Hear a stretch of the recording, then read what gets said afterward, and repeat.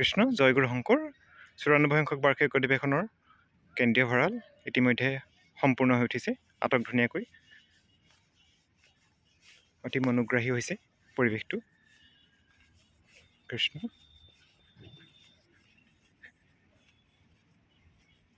এখন হৈছে মুখ্য দুৱাৰ।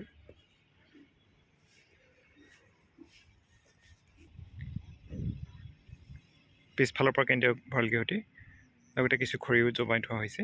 ইতিমধ্যে খৰি আমাৰ সমাপ্ত হৈছে ফলা কাৰ্য।